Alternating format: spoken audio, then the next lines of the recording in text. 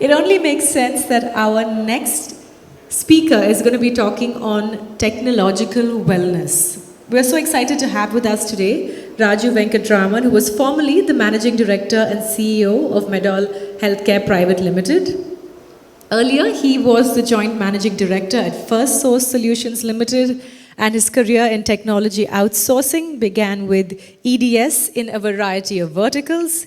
He also launched Vetri Systems, an offshore outsourcing company, eventually selling it to Layson, USA. He launched Sherpa Business Solutions and RevIT and sold it to ICICI OneSource. He became the joint managing director of ICICI OneSource, which was then renamed as First Source Solutions, FSL. And in 2009, Raju left FSL to start Medall Healthcare Private Limited. We are so excited to have him here with us today. Can we give him a big round of applause as he takes the stage?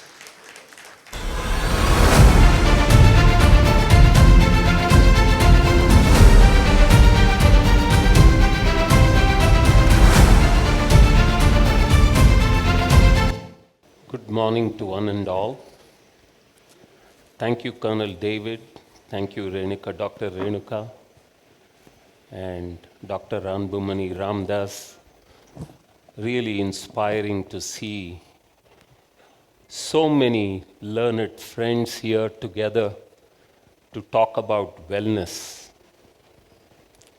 I'm going to talk for about 20 to 21 minutes. My topic is technology wellness, so hopefully I will give you the definition of wellness and also of technology and the range of technologies that are going to be ahead of us, the exciting world that is ahead of us, and how do we ethically find ways to integrate that into our lifestyle. If we want to understand wellness, we have to understand the human body. It's a miracle. And I want to touch a little bit to make sure that we respect our body. As an engineer, as a chemical engineer, as a businessman, the efficiency with which it operates, and as a medical person that I learned over the years, I think it's important to know, we all know about the 11, can we go to the next slide, please? The human body, we all know about the different organs in the body, and I'm not going to spend too much time on that. There are 11 systems that we have classified. As engineers, we are trained to think of systems, input and output. These 11 systems, can we go to the next slide, please? Thank you. I'm a technologist, but I still am figuring out how to do all this. Yeah. The human body has 37.2 trillion cells. It's unimaginable. We are not just one body like that. 37.2 trillion cells in our body, and our brain can store 1 petabyte, which is equal to 3 million hours of videos. We can stream so many network channels at the same time. And there are 86 billion neurons in our brain.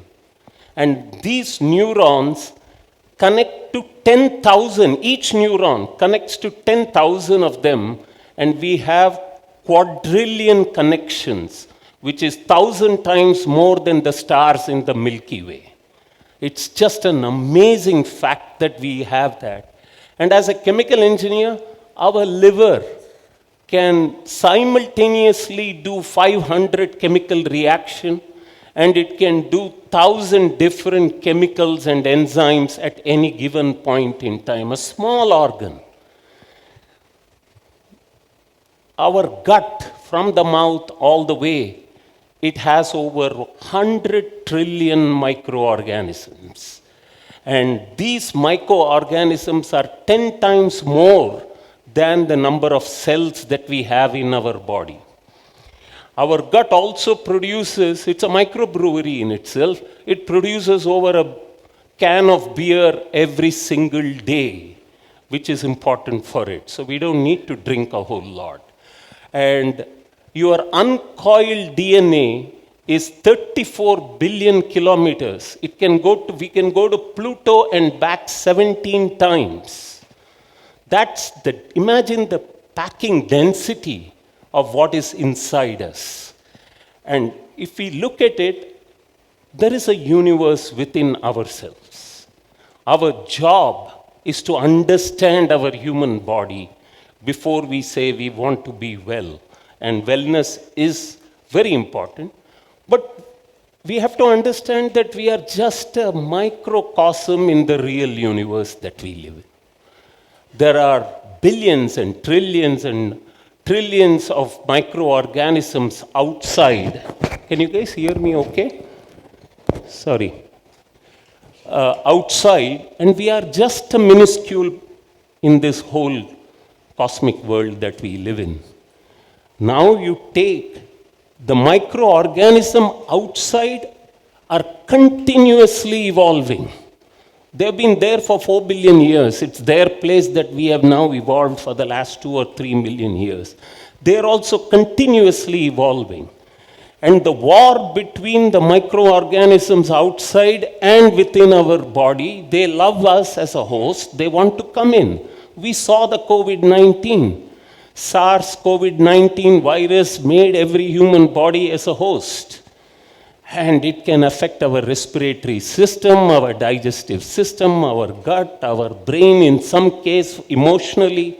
So I think the challenge ahead of us is really to understand that these microorganisms are going to be around us, and we have to learn how to coexist because they also know how to adapt. I want to define wellness. I think Dr. Anbumani Ramdas talked about it. And wellness is not lack of illness. It is actually a state of mind where physical, mental, and social well-being. It is a perfect balance of all of these. So it is very important as we understand that these 37 trillion cells and the 100 trillion cells also need sleep. We need to eat well. We need to exercise. We have a responsibility to take care of them so that they do their job to allow us to do what we need to do. So I think it is important to get healthy habits. We all talk about it, but we can't do it in the stressful world that we live in today. We all are running around, whether it is meaningful or not. And sometimes I felt COVID was a good reminder that you can do a lot of things without running around. But it was fun, right? Now, technology. We all get confused with technology, so I want to take a minute. Can anyone in the audience say when was the first wearable technology invented? You know, the most interesting wearable technology is this eyeglass. There is a science, the lens. There is an engineering, the hinge, the nose bridge, and everything else. And it is mass produced today. Over 4.5 to 5 billion glasses a year. And this technology was invented in 1600s. We really don't know the history of it. So wearable technologies are not new to us. And it is important for us to understand that technology means new or a better way of doing things. That's all. If we can increase productivity, quality of life, reduce diseases in healthcare, that's technology. Now, I want to touch upon some of the game-changing developments in technology. I don't want to bore you with it. Germ theory by Robert Koch and Louis Pasteur. We understood what are these bacteria and other viruses that are there. Then came the vaccines. All of us are familiar with that. For our children, we have given that. For smallpox was the first vaccine that came in. And then X-rays, we could start seeing the body. These are all in the 1900s, late 1800 technology that came in. In my mind, blood type was one of the greatest discoveries too, so that the transfusion, we didn't know that there are multiple types of blood types. So as we are studying the human body, we have been gifted as a generation penicillin, a wonder drug to work against microorganisms and the infection, the bacterial infection. Then we found PCR, then we studied the DNA, double helix, molecule, all that. So I have been in the IT world, digitizing the world from paper to online full text searches. Then I have been in the BPO world, supporting customer service, providing service with 25, 30,000 people across the globe in 17 countries. We had operation. With the passion, I went back. I came back to India to take healthcare to the rural. And my goal was, how do we reduce the cost of healthcare delivery further? And in 100 days, we built 100 labs in 13 districts of Andhra Pradesh in a PPP project. Today, biochemistry, pathology, histopathology, hematology, immunology, I don't want to bore you. These are available to us at fingertips. And there are over 150,000 labs that are there today to give you. The other important development is the radiology. The CT scans, MRIs, we have heard all of these, but these are amazing technology. Since we have Anbumani Ramdas, I'm going to talk a little bit about ultrasound. Why I got into the diagnostic space in healthcare. I was in Melur, and some smaller village outside of Melur. I was going around South India. I had traveled all over the world, but I had not traveled in India. And I went to a gynecologist, and I was trying to understand what are they doing, how are they doing.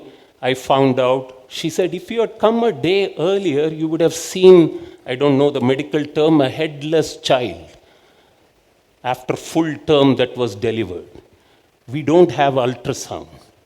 Now, that was the reason I got in, and the PNDT law, which is supposed to help us with the male-female ratio, which has not changed, prevents us from taking these technology into those rural areas. So I really hope that we start thinking bigger to take, because this is a gold standard, it is the least expensive. But if you want a radiologist to do it, he doesn't want to live in the rural part of the world. He doesn't want to do ultrasound, he wants to do MRI, he wants to do something else with functional MRI and so forth. So challenges are heavy. So, and what did all these foundational things do for us? Transplants, replacements. My own family member today is living for the last 10 years where the SpO2 levels were less than 25% and oxygen, and now she has a bilateral lung transplant, and it's a miracle. It's a miracle. We have extended the life expectancy, very good quality of life. Otherwise, she was walking around with an oxygen cylinder. So I think it's amazing what technology has done in that field. You all know about hip replacement, knee replacement, so I'm not going to bore you with that. And if you look at the number of pacemakers, stents that are there that have extended the life of all of us in many ways. A lot of my friends have them today. Amazing technology. And I do want to touch upon cochlear implant. It's an amazing, amazing surgery where they take a little piece of the bone behind us, they put a cochlear, and then they put electrical arrays and coil them inside. They give you a phone, microphone outside of that can take sound signals, convert them to digital, convert them to radio frequency, and blah, we have now a person hearing again who couldn't ever hear. And The person here that I want to give a big shout out to is Professor Mohan Kameshwaran, who is a dear friend of mine. And he did the first brainstorm implant in a pediatric, and it is a very complex surgery. And one of his patients is today in MIT, and he is doing research, MIT, Massachusetts Institute of Technology, doing advanced research in medical field. So I'm very happy to see the lives that technology has changed, the kind of opportunity it has given to us. And more importantly, if you understand the life expectancy, in the 1800s in India, crossing the age of 30 was a miracle. And with all these technologies, we are today in the 65 to 67 years as an average lifespan today. And we are getting closer and closer to the world average, if you will. Now, what does the future look like the next 3 decades ahead of us? I'm a diabetic. I get 850 or 1000 mg of metformin, which goes to everybody. I am also got high blood pressure, so I get a beta blocker and I get a ACE inhibitor in me. But I don't know, my body is different, my metabolism is different, what I eat is different than a person who is taking the same. Personalized medicine, the power of artificial intelligence is with the number of data that we will have, we will be able to personalize the dosage in the near future. And early diagnosis, we all know prevention is better than cure, but early diagnosis can not only cut cost, but can improve the probability of living of the patient, if you will. And today we can say that with the with medical data sets that we have, we can come up with predictive algorithms using artificial intelligence. We are not talking of replacing the doctor, but giving lot more data in their hand, right? Medical imaging, one MRI will throw on an average 3,000 images. And the radiologists have to go through to see how it is. And it takes them over an hour to hour and a half to read an MRI properly. Now, artificial intelligence can reduce the number of images that they need to see to 4 or 5. So I think technological advancements are going to help us detect things earlier. Drug discovery takes 10 to 15 years to get a molecule out. I see that happening in 1 to 2 years very soon because of the data sets that are available. Then genetic editing, we can now prevent things like sickle cell anemia, cystic fibrosis, because we now know the genes and they can be edited over a period of time. Now, then we also have longevity. Aging genes have been identified now that can slow down our aging or increase our lifespan and also our health span. So gene editing is something in the future. And we have now realized, Dr. Anbumani Ramdas talked about the mental issue. Our human brain is amazing, but it is a misery manufacturing machine many a times. We have 10 to 25% of people suffering from unhappy states of mind, not able to take the stress. We are going to see treatments that are gut-oriented enhancers that will help the mood and reduce the stress. That is in development today.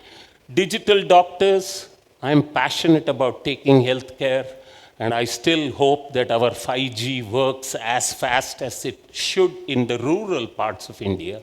I think it will benefit the 200 million people who don't have healthcare accessible today. And they don't have the doctors. Even if the healthcare is available, the facility is available, there are no doctors in India. Continuous monitoring. Anytime we measure, the parameter you want will improve. That's a known fact. If you keep measuring, it will improve. The continuous monitoring that we are talking about is going to come not only as these wristwatches, rings, and these things will completely revolutionize the amount of data that can be personalized.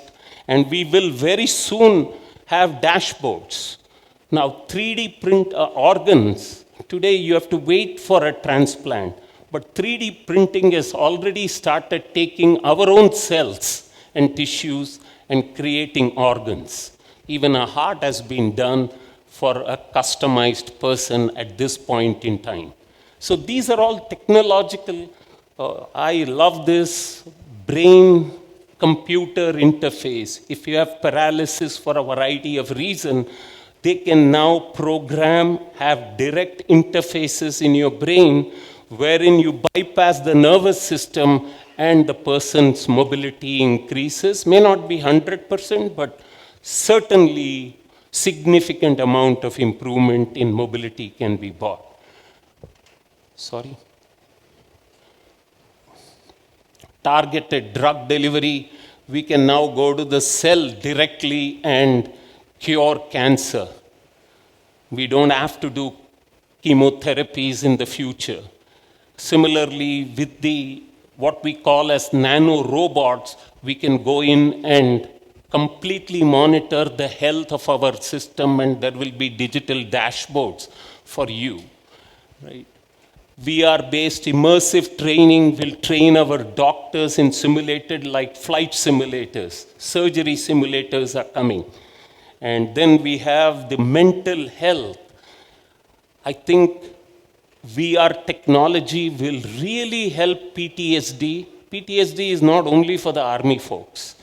It is happening today. We are getting people burnt out due to the trauma that they are facing in day-to-day life. But virtual reality is a tool that's going to help. And in my mind, maybe 10 to 15 years, we will start analyzing sweat, tears, saliva, and our own breath. There is unbelievable amount of data that it carries. But the technology is coming very soon, so it will be non-invasive. Blood won't be required. We should be able to do it. That's a future, right? So what does the future hold? I think great promise. Technology is under development where it has created awareness, it has created accessibility, and healthcare is accessible. Then we can start continuously monitoring, and hence we will move from a curative world to a preventive world. If we can prevent the illness, I think we would have won the war, right? The key question is, what is the cost? It's very interesting. I will not get in the interest of time. I'll go to the next one. In 2019-20, India spent on an average 5,000 rupees per person on health, whereas America spent over 10 lakhs. That is a whopping 215 times more. Now, India cannot afford to ape the West. Now, I analyzed why it can be. And Dr. Ambumani Ramdas touched on it. It's the family structure, the support system we have. We subsidize the cost of care significantly in India. We don't throw our old people always out. We are not calling for somebody else to come in and take them to a hospital, if you will. All these adds up to the cost. The second biggest cost, our own consulting, diagnostic, hospitalization, is roughly 1/20th of the cost of countries like America. So we have very good outcome, and we must give a shout out to all the doctors who have really toiled and soiled to give a great amount of outcome for us. Our outcomes are not bad at all. Lastly, our Ayurveda, yoga, Unani, Siddhi, homeopathy. I think over 200-300 million people do believe in it, and the cost of delivery is way lower than the Western medicines that we have now brought out, the allopathy that has come in. So I think COVID-19, we did probably around 25 crore tests. Our average cost per test was 65 times lower than any of the developed nation. So we are an amazing country. We know how to do these things. We just need to intelligently and ethically adapt technologies. Technologies have to be ethically adapted, and cost has to be kept in mind. We can't afford all the greatest and the latest things in the world to come to India, because if our GDP, a percentage of GDP cost for healthcare goes up beyond 5%, our growth will be in trouble. We won't have the disposable income that we want to give to our middle class, right? Now, to conclude, your health is your responsibility. Please don't outsource it. I created a package for health screening for 650 rupees, 56 meaningful tests that will do 9 systems, gave a report. Guess what? 3.5 lakh of them said, please give it to my doctor, I don't want to read it.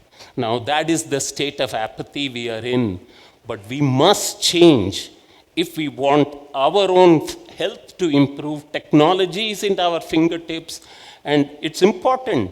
They are not as complex. You know the financial data, you know what is your mutual fund return, you know what is happening in a cricket match, what is the number of wickets, runs per over. We have only about 10 or 15, and I don't want to bore you with the details. But these parameters, your BMI, now all of us know about SpO2, your GGT and albumin. These are 2 parameters. Simple things like lymphocyte and neutrophil, and the neutrophil lymphocyte ratio will tell you what is your infection level in your body. So I think very important that we start listening to our body. When we have pain and fatigue, we slow down and give the body to rest and our microorganisms to do the job for recovery. In conclusion, eat well, sleep well, exercise well, and laugh a lot. We as a nation have a great future. This future requires each and every one of us to be healthy. It requires each and every one of us to be a happy mind. And I think the dream that we all are having to make India a superpower number 3 in the world will happen soon. And can we just play? We need to remove fear. This is a favorite song of mine. Remove fear. We need to have faith in our own confidence, and we will be successful. Hum honge kamyab. Hum honge kamyab. Hum honge kamyab. Hum honge kamyab. Ek din. Oh, man mein hai vishwas. Pura hai vishwas. Hum honge kamyab ek din. नहीं डर किसी का, नहीं डर किसी का, नहीं डर किसी का। एक दिन ओ मन में है विश्वास, पूरा है विश्वास, हम होंगे कामयाब एक दिन। Thank you. Thank you so much, sir. We will remember faith over fear. That's a wonderful way to live life. I request Colonel David to please join me on stage to do the honors and present memento to our distinguished speaker. Also, I'd like to welcome Praveen Kumar, Senior General Manager, Mercedes-Benz, VST Motors, to please join Colonel David in doing the honors.